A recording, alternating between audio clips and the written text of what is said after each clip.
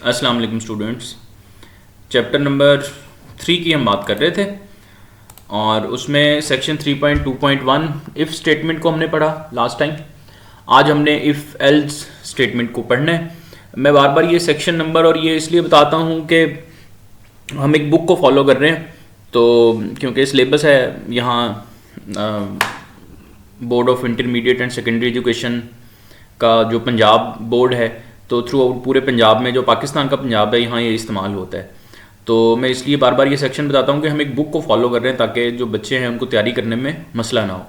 बाकी जो आउटसाइडर अगर कोई इस वीडियो को देख रहा है तो this is simply if else statement जो सी में इस्तेमाल होती है। आप सेक्शन को इग्नोर कर सकते हैं, जो सेक्शन के बारे में मैं बात करता हूँ। तो बिल्कुल जिस तरह से हमने बात की इफ़ स्टेटमेंट की, उसी तरह से इफ़ एल्स स्टेटमेंट भी होती है। इफ़ स्टेटमेंट में हमने देखा कि ऑल्टरनेट कोई नहीं होता, यानी आपने एक अगर कोड लिख दिया है, एक कंडीशन को लिख दिया तो बस वो कंडीशन चलती है और उसके अल्टरनेट पे जो कंडीशन है, दूसरी जो कंडीशन है उसका हमें कोई पता नहीं होता। जिस तरह हमने इफ़ में देखा ना, वहाँ पे कोई सेकंड ऑप्शन नहीं होती, बस इफ़ ही होता है। तो वहाँ हमने देखा था इफ़ का जो फ्लो चार्ट था उसमें सिर्फ ट्रू के केस में ये था कि भाई ये वाला एसोसिएटेड कोड इफ़ का चल जाएगा, लेकिन फॉल्स के केस में कुछ नहीं लिखा हुआ था, उसके बारे में वो साइलेंट है बिल्कुल, उसको पता ही नहीं क्या करना है। लेकिन यहाँ अगर फॉल्स हुआ है ना तो एल्स वाला कोड चल जाएगा जो डिफ़ॉल्ट कोड होता है।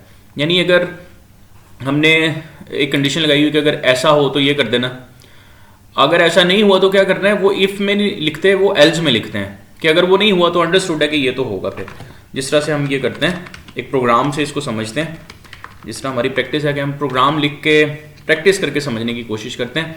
हम एक प्रोग्राम लिख रहे हैं, करेगा क्या ये, this program will elaborate if else using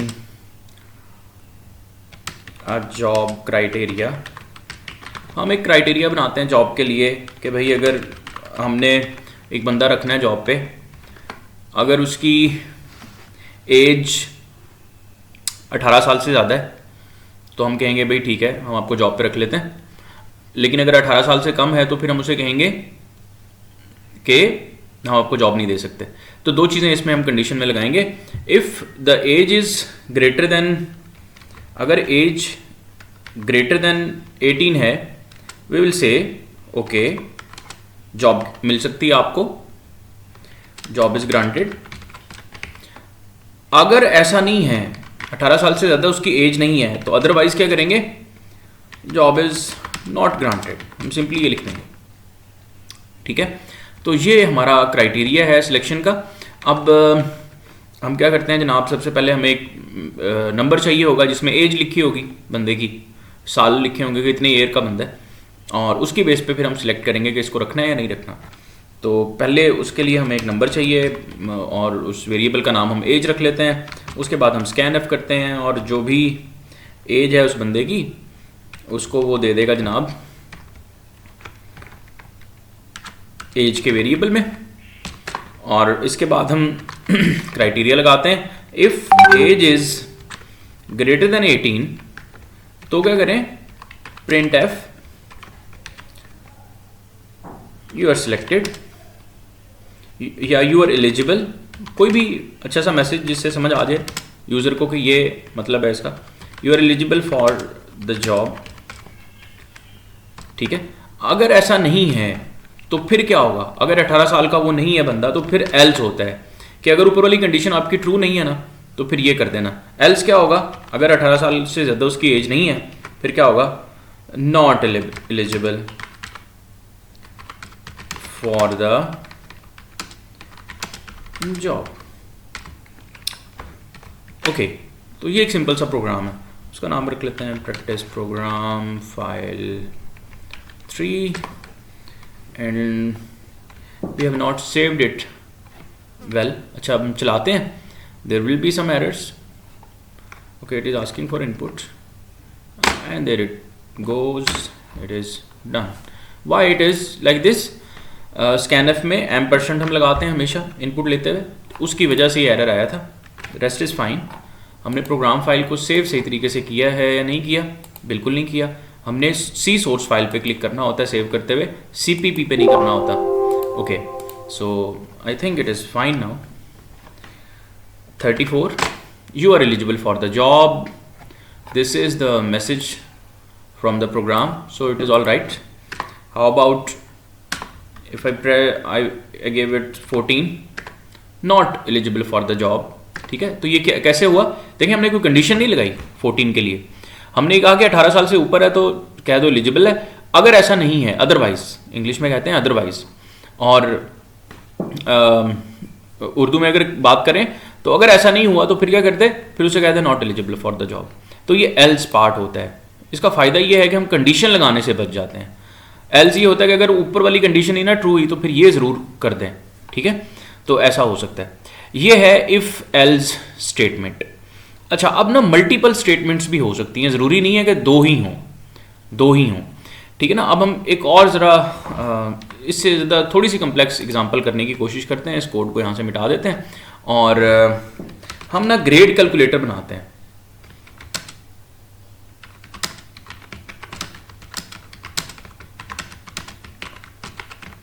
हम यूज़र से परसेंटेज लेंगे, ठीक है। परसेंटेज नॉर्मली पॉइंट्स में होती है, तो फ्लोट वेरिएबल होना चाहिए उसके लिए। To be on a bit simpler side, हम इंटीजर ही ले लेते हैं फिलहाल हम इंटीजर वैल्यू ही ले लेते हैं, जो जिसमें सिर्फ एक होल नंबर होगा, ठीक है। तो अगर ये प्रोग्राम क्या करेगा, हमें ग्रेड बताएगा। अब ग्रेड का क्या होता है कि अगर आपका ग्रेड, मैं जिस तरह से लाहौर बोर्ड की अगर बात करूं, तो मैं यहाँ पे ना लिख रहा हूँ जो पंजाब बोर्ड है जितने भी, उनमें लाहौर बोर्ड भी शामिल है, वो क्या करते हैं 80 से 100 तक आपको जनाब दे देंगे ए ग्रेड, ठीक है। यहाँ A+ ग्रेड होता है यहाँ पे। Okay, I have done something wrong may be, yes, okay, A+ grade होता है। इसी तरह से अगर आपके मार्क्स जो है ना वो 70 से 79 तक हैं परसेंटेज आपकी, तो A ग्रेड होता है। 60 से लेके 69 तक अगर आपके मार्क्स हैं, you will get B grade, may be I am somewhere wrong, but एक ग्रेडिंग फार्मूला है ये। हो सकता है कहीं इसमें थोड़ा सा चेंज हो। 50 से ओके 50 से 59 तक होता है जनाब C ग्रेड, और 45 से 49 तक अगर ये परसेंटेज है किसी बच्चे की तो इसका होता है D ग्रेड, और इससे 33 से 44 तक होता है जनाब E ग्रेड, और 33 से जो लेस होते हैं जिनके मार्क्स लेस देन 33 वो होते हैं फेल, ठीक है। तो ये ग्रेडिंग क्राइटेरिया है लाहौर बोर्ड का। मोर और लेस हो सकता है यहाँ कहीं थोड़ी सी चेंज हो, लेकिन चलें अगर एग्जैक्ट नहीं भी है तो हम इसके मुताबिक ग्रेड बुक बना देते हैं बच्चे की। तो कोई भी इनमें से मार्क्स अगर बच्चा एंटर करता है तो हम उसको उसके मुताबिक ग्रेड बताएंगे कि आपका ये ग्रेड है, और सिंपली हमने इफ एल्स लगाना है। अच्छा, सबसे पहले हमें परसेंटेज चाहिए बच्चे की, तो हम वेरिएबल बनाना पड़ेगा हमें। अब देखें हमने कैपिटल में लिखा तो वो एरर दे रहा है, उस पर कुछ कर नहीं रहा, इंटीजर को शो नहीं कर रहा, क्योंकि केस सेंसिटिव है C, तो स्मॉल लेटर्स में लिखना पड़ेगा। ओके, इंट हम अब बच्चे से परसेंटेज ले रहे हैं, तो इस वेरिएबल का नाम हम रख लेते हैं PER, परसेंटेज पूरा लिखेंगे तो ये काफ़ी बड़ा वेरिएबल हो जाएगा, हमने बार बार इसको यूज़ करना है, तो हम इसका नाम ना PER रख लेते हैं, या P रख लेते हैं सिंपली, ठीक है। परसेंटेज PR कर लेते हैं परसेंटेज, और इसके बाद हम यूज़र से पूछते हैं भाई अपनी परसेंटेज बताएं, तो इसको एक ब्यूटीफुल सा मैसेज पहले देते हैं, एंटर योर परसेंटेज। ये अच्छी बात है, ये प्रिंट एफ करके हम उससे पहले बता रहे हैं कि क्या एंटर करना है, ताकि उसको पता हो कि परसेंटेज एंटर करनी है मैंने। तो स्कैन एफ इनपुट लेनी है हमने। परसेंटेज D क्यों लिखते हैं, आपको पता है कि इंटीजर वेरिएबल अगर होगा तो परसेंटेज D हम लिखेंगे, इसका परसेंटेज से कोई ताल्लुक नहीं है। अच्छा, और आगे हम वेरिएबल का नाम दे देते हैं। वेरिएबल का नाम क्या है PR, तो जो भी यूज़र इनपुट देगा वो PR में आ जाएगी। And again I am making the same mistake over there, M% यहाँ लगाना है स्कैन एफ में, प्रिंट एफ में लगाने की ज़रूरत नहीं है। Okay, so this is how it will work. यहाँ तक चला के देख लेते हैं। Enter your percentage 67, nothing is happened because we have not controlled anything till yet. Okay, फिर हम एक इफ़ कंडीशन लगाते हैं। इफ़ कंडीशन हम लिखते हैं इसमें, इफ़ PR अगर परसेंटेज ऑफ मार्क्स जो हैं वो इक्वल हैं या ग्रेटर देन हैं 80 से, ठीक है, या और इसके अलावा एंड और एंड के लिए हमें पता है कि ये लगाते हैं, and P R is less than और इक्वल टू 100 अगर इस रेंज में मार्क्स हैं किसी बच्चे के, तो उससे क्या कहें, उसके लिए प्रिंट एफ कर दें ए प्लस ग्रेड, फाइन, ओके। ये जो लाइन मैंने लिखी है, देखें इसमें मैंने दूसरे चैप्टर में बताया था कि एंड ऑपरेटर, और ऑपरेटर, नॉट ऑपरेटर, जो लॉजिकल ऑपरेटर्स हैं रिलेशनल ऑपरेटर्स के साथ ही इस्तेमाल होते हैं हमेशा। तो यहाँ देख लें, ये रिलेशनल ऑपरेटर है ग्रेटर देन इक्वल, और लेस देन इक्वल ये भी रिलेशनल ऑपरेटर, और दरमियान में एंड का ऑपरेटर लगा हुआ है जो कि लॉजिकल ऑपरेटर है। तो परसेंटेज अगर किसी की ग्रेटर देन या इक्वल टू 80 है या लेस देन इक्वल टू 100 है, यानी 80 से 100 के बीच में है सादा लफ्जों में, तो उसका ग्रेड होगा ए पॉजिटिव, ठीक है, ए प्लस ग्रेड होगा उसका। ओके, अब इसको चला के भी देख लेते हैं। यहाँ तक हम इसको कोई मार्क्स देते हैं, it is giving us an error over there, what is the error, okay, greater than equal होता है और लेस देन इक्वल, इक्वल का साइन बाद में आना था, बस ये इसमें एरर था, ओके, मतलब उसका वही है।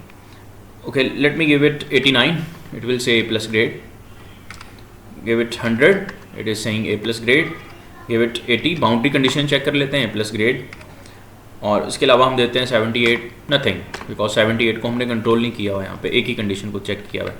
अच्छा, आगे अब ना जो मैं समझाना चाह रहा हूँ सारी एग्जाम्पल से, वो ये है कि मैं यहाँ लिखूँ इफ़, उस पर पहले जाने से पहले ना एक ऊपर एक और कंडीशन लिख लेते हैं, इफ़ अगर मार्क्स जो हैं बच्चे के वो ज़्यादा हैं, ओके, तो मैं असल में ये समझाना चाह रहा हूँ, अगर बच्चा अपने मार्क्स जो है ना वो एंटर कर देता है 100 से ज़्यादा, ठीक है, बच्चा अपने मार्क्स ना 100 से ज़्यादा एंटर कर देता है, या फिर अपने जो मार्क्स हैं वो लेस देन 0 एंटर कर देता है, ठीक है, इन दोनों में से अगर कोई भी कंडीशन हो और लिखा हुआ है बीच में, यानी 0 से कम हो या 100 से ज़्यादा हो, दोनों सूरतों में क्या होगा, दोनों सूरतों में ये मार्क्स क्या होंगे, गलत होंगे, हम कहेंगे रॉन्ग एंट्री, ठीक है, हम उसे कहेंगे ये आपने जो मार्क्स एंटर किए हैं ये रॉन्ग एंट्री है, ये इतने मार्क्स नहीं आपके हो सकते, या यहाँ पे लिख देंगे इनवैलिड, जिस तरह हमें बाज़ का सॉफ्टवेयर भी इनपुट हमें रिस्पॉन्स देते हैं अगर हम कुछ गलत कर दें, तो वो कहेंगे इनवैलिड परसेंटेज, ठीक है, प्रोफेशनल सा मैसेज चला जाएगा यूज़र को, ठीक है। यहाँ तक टेस्ट करके देखते हैं, फिर आगे चलते हैं। हम इसको मार्क्स दे देते हैं 101, देखें वो कह रहा है इनवैलिड परसेंटेज, ठीक है। इसी तरह से मैं मार्क्स दे देता हूँ -3, इट विल से इनवैलिड परसेंटेज, बिकॉज हमने दोनों कंडीशंस को चेक किया हुआ है कि 0 से कम हो या 100 से ज़्यादा हो, दोनों सूरतों में क्या कहना है, इनवैलिड परसेंटेज, ओके, और 80 से 100 के बीच में हमने चेक कर लिया। अब यहाँ ना तीसरे नंबर पे जो मैंने कंडीशन लगाई है, यहाँ मैं इफ़ लिख सकता हूँ, if percentage of marks is greater than और equal to 70 and percentage of marks is less than equal to 79, अगर इस रेंज में है तो फिर क्या ग्रेड देना है, इसको क्या ग्रेड देना है जनाब बताएं, प्रिंट एफ, बिल्कुल ए ग्रेड देंगे, ए ग्रेड हमारे क्राइटेरिया के मुताबिक इसका ए ग्रेड बनता है।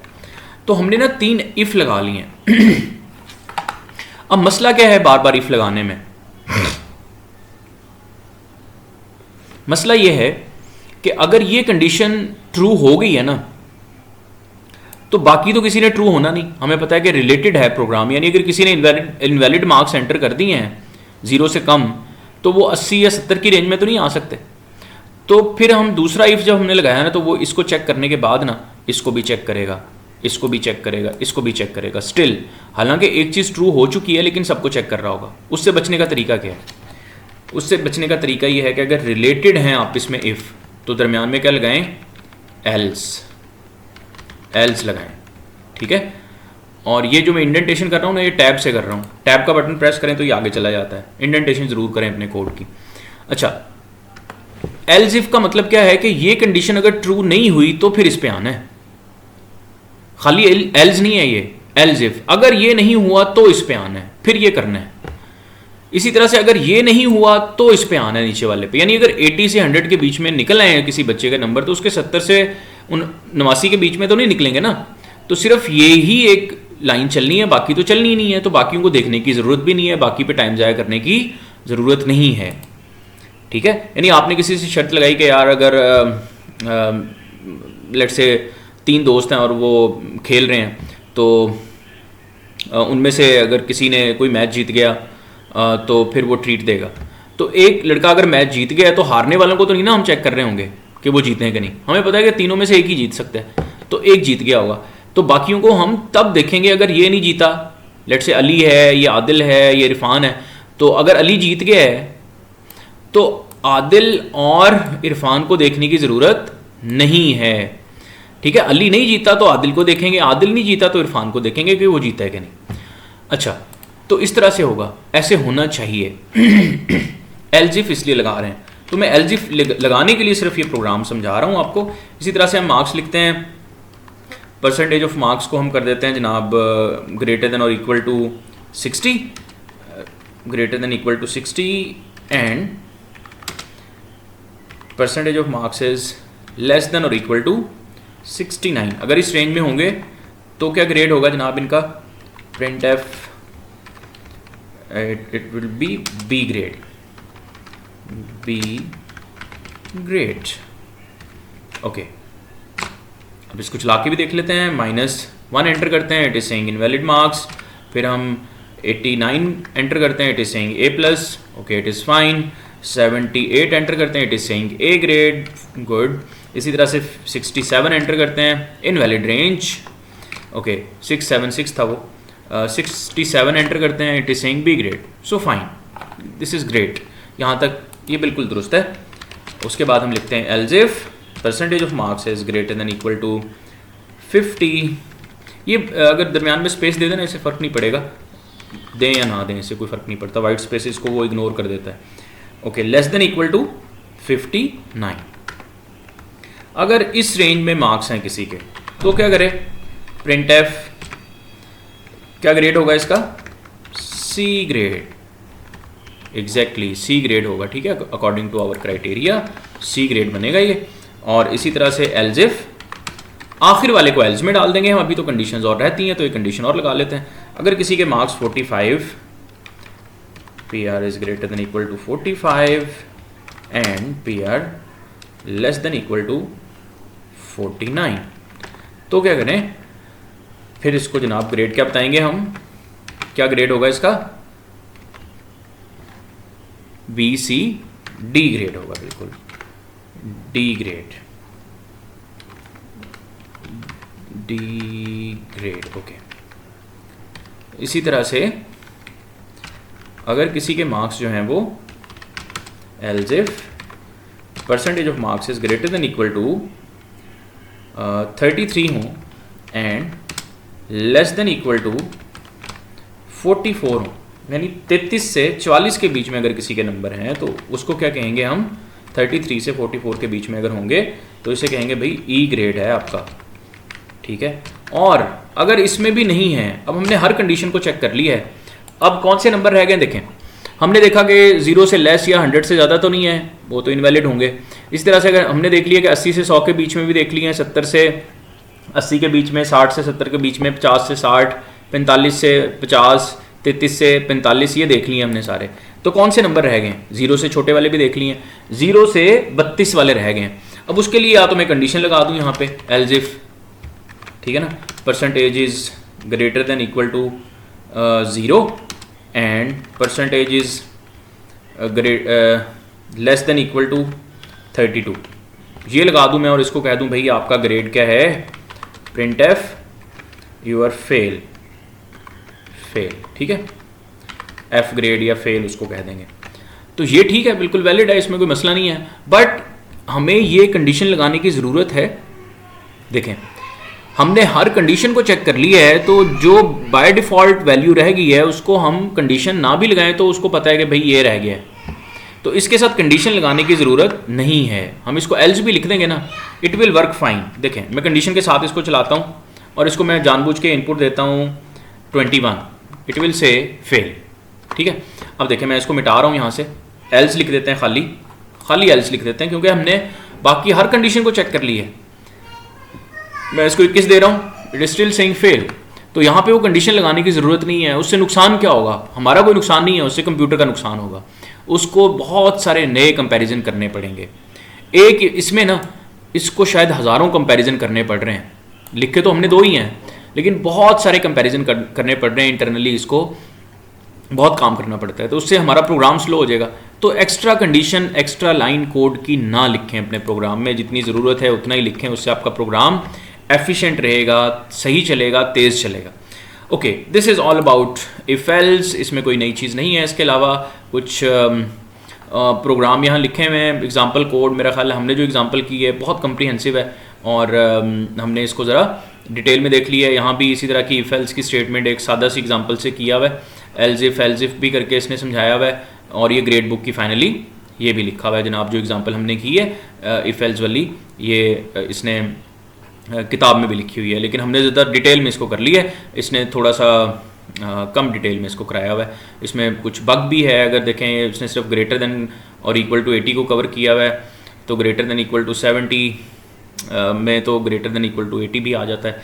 So there is an error, इसमें थोड़ा सा मसला है। खैर, हम उस पर नहीं जा रहे, ना हम उसमें इंटरेस्टेड हैं। जो उसमें ख़राबी थी हमने दूर कर दी है, तो हमारा प्रोग्राम बेहतरीन काम करेगा।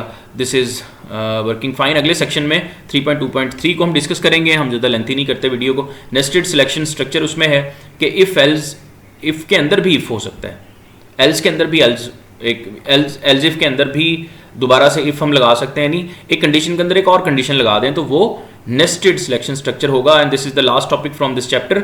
उसके बाद हम चैप्टर नंबर 4 पे मूव कर जाएंगे। Thank you very much. कोई क्वेश्चन हो तो आपने वीडियो के आखिर में कमेंट सेक्शन में ज़रूर पूछ लीजिएगा, और इसके अलावा कुछ आपने डिस्कस करना हो, you can always email me.